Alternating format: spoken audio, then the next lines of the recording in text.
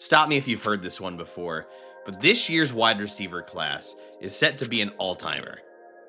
Beyond just the fact that this class has a generational, yes, generational talent in Ohio State's Jeremiah Smith, the rest of the wide receiver class is shaping up to be one of the best in recent history.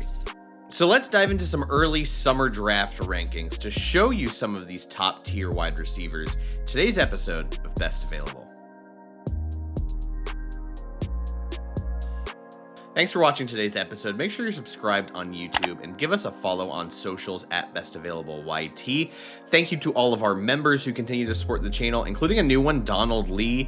Donald, I don't know if that's the Donald Lee. You got Go Pat Go in your name.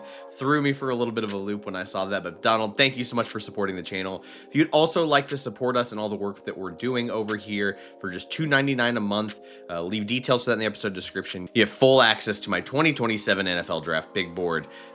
That is constantly being updated up to 38 prospects right now. You'll see live updates on all my rankings, grades, notes on all these players, all of that. So check that out. But if you're here for wide receivers, let's go ahead and dive into it because we've got a handful of guys to talk about. I'm going with a top 10 list here. It's not really like X or slot specific or anything of that nature, but I did want to make sure I mentioned a couple of other guys that have shown up in passing. Cooper Barkate, a transfer from Duke to Miami, is a guy that showed up a little bit when I'm, just skimming through some Darian Mensah tape. I've got my eye on him. Jaden Greathouse out of Notre Dame is another name that I'm like, I think this guy could really develop into a real player. I think CJ Carr is a legit quarterback. Very curious to see how things go there. But Eric Singleton, Deuce Robinson, I'm just looking at my list over here. Eugene Wilson, Nick Anderson at LSU, Evan Stewart out of Oregon. Injuries derailed that last season. Maybe Ohio State has another one in Brandon Inniss. We'll see there. There's so many other guys that we could talk about, but I have a list down to 10. Let's go ahead and dive into those 10. Starting with number 10 in TJ Moore out of Clemson. This is a former 5-star recruit, only spent 2 years so far at the college level, but has had an impact almost right away for the Tigers, despite, a pretty messy passing game, 9 career touchdowns in his first 2 seasons. He's a big-bodied possession receiver, 6'3", 205, really strong hands with a low career drop rate. He's big and strong enough that he's not really disrupted against press coverage and can kind of easily throw DBs off of him through his route and his route stem. On top of that, he's got that body control to adjust and box out defenders on those contested catch opportunities. So that really is his game. It's just kind of one of these guys, reliable outside receiver, big, strong, gonna get the ball, gonna snatch it. As far as a downfield threat, he's not bad, top end play speed wise. He can sell routes vertically and solid decelerating. He's just more of a long strider type of guy. And basically the reason he's number 10 compared to some of these other guys, he definitely has a role. He will be a reliable, probably tertiary option at the NFL level as an outside guy. But there's no traits that really just pop. Former 5-star pedigree is really impressive to me. It's not impressive, but it does matter to a degree. So I am curious to see. This is a big, potential jump up year, new quarterback in this system with Cade Klubnik gone. I'm really curious to see how the passing game evolves at Clemson. Moore has a chance to be a big part of that. If he ends up being this true alpha number 1 reliable target option, he'll probably climb up these rankings. Number 9 is Ryan Wingo out of Texas. Another guy I feel like, a couple of these guys we're going to talk about felt like maybe they had some, took some lumps last season. Wingo feels like one of those guys, weird season for Arch who starts turning on at the end of the year. He definitely has a solid frame, Wingo does. 6'2", 214. He is one of these, after the catch. But as far as just some things I'm questioning, there are times where it feels like he's not the primary read. He's not really going full speed. That's a big pet peeve of mine, so I don't always love to see that. He really needs to improve his deep ball tracking. Feels like one of those things when he's targeted deep, he can kind of lose track of it, take the wrong path. I've seen some plays where he works inside on a ball that's going outside, and then he has to correct back outside. It's really hurting him, getting him positioned underneath the football. And obviously the drops have been a real concern. 11 drops over 2 seasons on some pretty routine plays, even on underneath routes, things like that. So some stuff he's got to clean up, but the physical tools are awfully impressive. I think what's going to help him out a lot is another guy that we're going to talk about much later on this list, who is transferring into Texas. Takes a different skill set, puts Wingo in a more specialized, focused role that I actually think will help him out quite a bit. So I'm very curious to see how his development takes place in 2026 because he does have the opportunity with his physical tools to be a hell of a receiver. This might be a little high, even admittedly, but I always fall in love with the big bodied receivers. And at number 8, it's KJ Duff out of Rutgers. One of these guys I was watching and I was like, yeah, he's big, he can kind of move. This is okay. This is okay. And then he put on the highlight catch. I feel like a flat legit plus body control, really good play strength, and then just the hands length catch radius at 6'6", 225. You can kind of just got to be able to run routes effectively. You can't just be a one-trick pony. We've seen time and time again a lot of these guys vertical threat. He's got that in his game, makes him more than just a one-trick pony. I'd like to see him utilize that strength a bit more as a run blocker, and maybe that's just part of the scheme that Rutgers is running, but feels like there's really a player there that could be a dominant ass kicker, a run blocker, which NFL teams, especially certain NFL teams, really, really, really value. I mean, you see the Packers jersey in the background for me. Matt LaFleur is obsessed with his wide receivers that want to block, and he's not the only coach that feels that way. There are some balance issues that pop up when he's getting disrupted downfield. Maybe just because he's so top heavy, or just the way his frame makes him a little, clunky when he's getting, disrupted. And then this is just, again, these are some notes I just watch on film, so I'm not trying to judge a kid or anything. I don't love his body language when he makes a mistake or when he isn't the primary read. The lack of effort shows up. I get that like wide receivers are wired a certain way, but it's a big thing when I can see it on film that I don't love because I imagine coaches internally have the same issues or probably bringing it up a bit more than I am. Again, I'm not judging anything about the player, the person, anything like that. It's just something I noticed on film. I wanted to highlight, and just so you know, when I do highlight it, it is something that's pretty obviously showing up. From the 6'6" wide receiver to the 165-pound wide receiver, at number 7, we have Mario Craver out of Texas A&M. Now, I was a big KC Concepcion guy. I thought that guy had a hell of a year. I really liked him at NC State. We move over to Craver, who's even smaller than Concepcion. The number one trait that just blew me away with Craver is just how competitive he is after the catch. For such a small wide receiver, he's going to keep fighting for extra yards through contact. He's got legit contact balance. I mean, his biggest play of the season, it felt like, came against Notre Dame. Dead to rights, on a, pass running after the catch. Just breaks a couple tackles, spins out of them, takes off for a touchdown. He's got really legit explosiveness off the snap to cover ground quickly with good top end play speed. If you're, a big draft junkie, you think of Brennan Thompson, maybe like half a step behind Brennan Thompson in terms of that explosiveness and play speed, but it is a similar kind of play style. The big question I have with Craver is he just need more refinement as a route runner, or does he have less than ideal agility? Because it shows up not only at the route stems, but also on his releases. I'm hopeful it's just a technique thing, but I am a little worried just from some other plays I watched and things that aren't totally related to just running the routes, that maybe it is an agility issue. Maybe he's not the the most fluid kind of receiver. I hope that's not the case. I hope it's just him just continuing to master his craft. But he is a really fun player and a unique skill set for a 165 guy. He's not just this very stereotypical, I'm really small, I'm going to play in the slot and run a lot of vertical routes. No, he can make plays after the catch, and I appreciate that. The lack of size is going to confine him to a slot role at the NFL level. More physical DBs are going to disrupt him. But I am intrigued by Craver. It was a really fun watch. And especially me, I tend to lean towards size with receivers, so I had a certain stigma in my mind watching Craver, but he really impressed me, so he definitely belongs at number 7 on this list. Number 6 is honestly a big surprise to me. If you were talking to me a year ago, I would have not expected him to have fallen, quote unquote, this far, but number 6 is Ryan Coleman-Williams out of Alabama, formerly Ryan Williams. Ended up watching him, and there is a lot that I like. I mean, a 6 foot, 182-pound receiver. He's got really good deep ball tracking. He can get extended and make some tough catches outside of his frame. He's uncanny at flashing those late hands when a DB is draped all over him so that he can haul in that catch without the DB having time to react. He's got good explosiveness out of his stance. He's got good elusiveness after the catch. He can really catch defenders flat-footed. He's got good awareness and zone to understand the soft spots. But with this specific play set and play style, because I do like a lot of it, and he is hella talented, I want more technical refinement, especially going into year 2. I was hoping to see a bigger leap as far as better deceleration to, quickly gear down and get in and out of your route stem.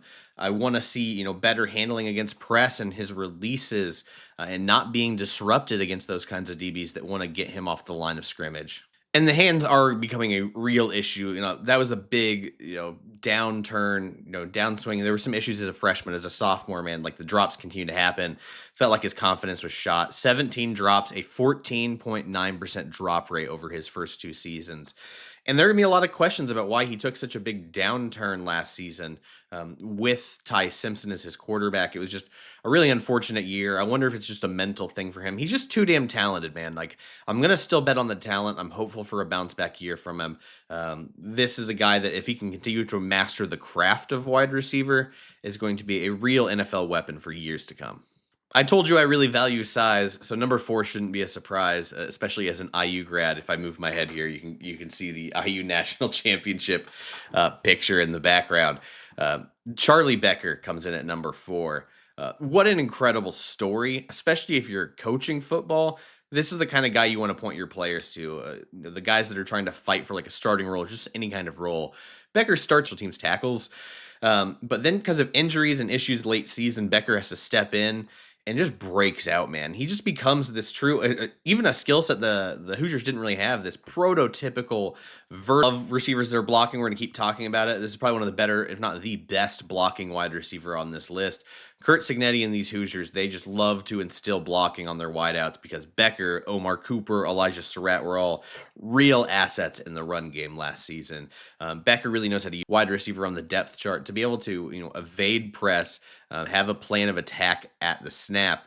Really helped him a lot and set him up for a lot of these impressive contested catches. Now, with Surratt and Cooper gone, I know, another guy is coming in that we'll also talk about here shortly. I'm hoping to see more of a diverse route tree from Becker. He's going to have to be a more focal point of this offense where, there were so many mouths to feed last year. So I'm hoping that we can see a more diverse route tree. I think it'd help him take his game a big step forward in 2026. But as of right now, man, he's kind of just burst onto the scene and it's so fitting that he's in Indiana. He's just an Alec Pierce clone, and Alec Pierce got $80 million in guaranteed money this offseason. Like, the NFL values this specific type of receiver a lot. I mean, Christian Watson just got paid. Mike Evans is nearing retirement and still getting the bag. Like, big-bodied X-receivers that can, play the intermediate game and be contested catch specialists with, top-end play speed. There is a role for them in the NFL. People are going to really, really value Charlie Becker.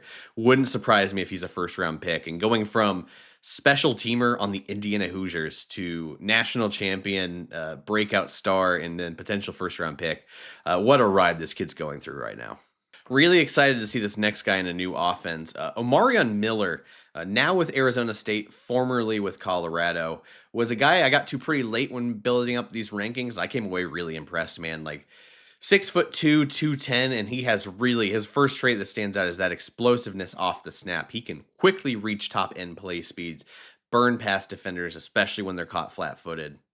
But when you combine that burst with his deceleration and agility, he can push everything vertically and then snap off those routes. This is a guy that you can run all kinds of different routes and concepts with, because those 3 traits, that explosiveness, deceleration, and agility, are really going to make him a really diverse route runner. He's definitely got good top-end play speed, so he can be a vertical threat, but it also shows up after the catch to burn past defenders. And he has a good understanding of leverage, of how he needs to attack the route stem if he's winning leverage or losing it. With that losing, you can do that throw-by technique or just, be a little physical there to, reestablish leverage. He's got that vertical leaping ability and contested, catch body control to come away with those 50-50 balls, which I really like. There's so much I like about him as a route runner because of all those physical tools. If I am being a little nitpicky on hitches and curls, he can tend to just kind of wait for the ball. Big no-no. That's how you get pick sixes to happen. Sometimes you just got to work towards the ball. Sometimes, they're thrown a little bit late to him, but that's just what you got to do to avoid those. Inconsistent hands showed up a bit this past season. And he can, we need better effort as a run blocker from an NFL perspective, not necessarily, depending on the college offense. But I always want to see that if you're going to be considered, one of these top flight receivers. But everything else, man, tools, route running, he's going to be a real weapon for Arizona State. No disrespect, but the quarterback play was just not up to par with the Buffaloes. So I am really excited to see Miller in Arizona State. I think he'll be a real weapon. Number 3 is Nick Marsh. former Michigan State guy, now at Indiana. I had heard a lot of good things about Marsh, and I finally got to the tape, and I was not prepared for what I was about to see. 6'3", 203 pounds. He is a powerful outside receiver. He's got way more nuanced route running than I'd expect, but he's a possession receiver with vertical and yak ability. The play strength is really good. It shows up as both a blocker, which is why I'm sure the Hoosiers wanted to go after this guy because he was a real asset as a run blocker, but also a yak threat, man. Like he will get the ball, and he instead of like burning past defenders or showing off some wiggle, he'll just run through dudes and he'll keep those legs churning, and it'll take multiple defenders to bring him down, especially in the secondary. It's a really fun watch. He's competitive as hell with the ball in his hands. He really does. Actually, even without the ball in his hands, he just wants to punish guys. Like he is an alpha dog type receiver that knows it too. I love the way he's wired because he's not afraid to get his nose dirty in any facet of the game. And he does all those little things I love in big body receivers, whether it is selling all of your routes vertically until the route stem and then breaking them off, whether it's establishing leverage with a throw by technique, passing off, using a DB's momentum against them, and then like ripping underneath to, win that leverage battle. And it's funny because like he's got solid play speed, solid acceleration, solid agility. Like none of these traits are really standing out, but he is just wired the right way and really focuses on his technique that makes him such an effective weapon in a passing game. That makes him extremely pro ready. Now, the technique maybe could be helped out a little bit. He can play a little too high on his toes getting in and out of his breaks, so he can like lose balance sometimes. And the body control, especially near the sideline to get those toes down, could use some work. But this feels nitpicky. I think he could be a better contested catch guy.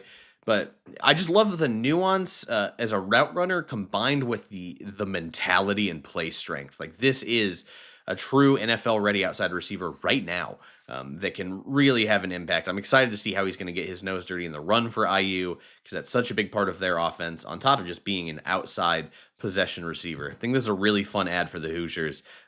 They just reloaded so fast.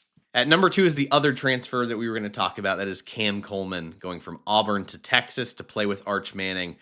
They got a dog, man. Wow. 6'3", 201, and he just flies out of his stance. The Auburn tape's a little funky. I feel like maybe his route tree is a little limited, but they were just like, listen, he's our most explosive, fastest receiver. Just let him run straight. He flies off that field. He's such a dangerous vertical threat because not only does he fly off the line of scrimmage, that speed just keeps carrying and getting faster and faster to the point where he can just really take the top off of defenses. And even when he's not getting open over the top, he's got great body control to make some really, really impressive catches. He can haul those in and, get high vertical leaping abilities definitely there, along with some good length. He looks like one of these receivers that's very comfortable getting extended and high pointing the football, which I want to see from my, 6'1", 6'2", 6'3" wideouts. They got to be able to go up and attack that football, which I love to see with Coleman.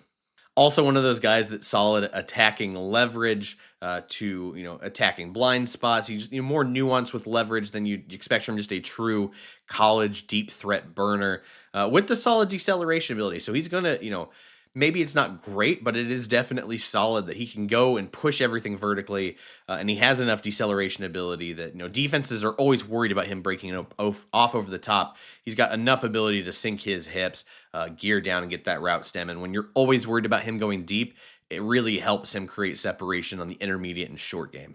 We've talked about bad body language and drop concerns and stuff on this, but I wanted to spin and give a more positive because when I'm watching the Missouri game against Cam Coleman, a couple tough drops early in that game, and I really appreciated because so many instances I watched that and a player will just wilt after a couple of mental errors. This is one of those dudes that just kept battling, kept fighting, and ended up having a hell of a game. I love stuff like that. I do think that is a testament to your mental toughness. So I had to make sure I mentioned it. If we're going to talk about some players where I don't like the body language, we got to talk about when guys are just battling through adversity because that is a huge trait that I absolutely value when I'm able to see it. One other just random nitpicky note I have, but for as good as his explosiveness is, I'm not an expert here, but it almost feels like he false steps off the line of scrimmage and off the snap. And the explosiveness, then he just goes. I'm wondering if they clean up his footwork or do something with his gait and how he gets out of his stance that it might help that explosiveness even more. Again, this is maybe just this is a granular nitpick, but just something I watched. I thought his release off the snap was a little funky, so I'm just curious about that more than judging or saying this is an issue. But something I noticed, I figured the audience would want to know as well. But man, I'm so excited to see him with Arch. Arch has got the arm talent. Coleman's got the speed. This could be a match made in heaven this season. I don't know what else there is to say about the number one wide receiver on this list because obviously it's Jeremiah Smith. I got to see him in person as a true freshman and was blown away. Everything about a receiver that you want, man, is there. Maybe he doesn't have the most explosiveness, but it is adequate enough. Everything else feels like an elite wide receiver. This is I've been doing this for, oh my gosh, 2012, 14 years of scouting. He's the best wide receiver I've ever evaluated. Full stop. He belongs in the list with Julio Jones and Megatron. Like, there are very, very few receivers that have ever been this kind of perfected receiver, especially so young. Like, I think he's going to break Ohio State's receiving record really early, maybe in the first game of the season as a true junior. There's not enough superlatives to talk about him. So instead of going through all of his traits, I'm just going to recommend, I did a full breakdown on Jeremiah Smith on the channel. You can check that out. He just has the size, the speed, the body control, the hands, the awareness and instincts. Like, it's all there, man. Just watch the tape. You'll see why I'm so high on Jeremiah Smith, and as I should be again. I called him generational at the beginning of this video. I do mean that, and I hate the discourse around that word, and I understand we need to use it very sparingly. You don't need to have that debate with Jeremiah Smith. He is a one-of-one talent. The guy we have not, again, been doing this for 14 years. I've not seen a guy like this when I've been doing this stuff. So he's number one. Huge shocker. And that'll do it for our wide receiver rankings, guys. Thank you so much for watching today's episode. It is Wide Receivers Week. We're going to go through something involving the route tree and some passing concepts for Football 101 this week to understand just more of how the passing game works since we did run game last week. Going to figure out which wide receiver I want to dive into. It might be Cam Coleman, but since we've already done a Jeremiah Smith video, but I'll think on it who we want to watch. And I'm going to do a Matthew Golden video. For all the Packers fans that are subscribed to the channel, there's a lot of discourse around Watson, but I think that's kind of just passed. I really want to talk about Matthew Golden. I think he's so much better than everyone thinks he is. We got too many box score watchers just in football discourse. So we'll dive into the tape on him this week too. So it's a Wide Receivers Week. Buckle up. It's going to be a ton of fun. We really appreciate you joining the channel, watching. And again, if you've made it all the way to the end of this video, please subscribe. We'll see you later this week.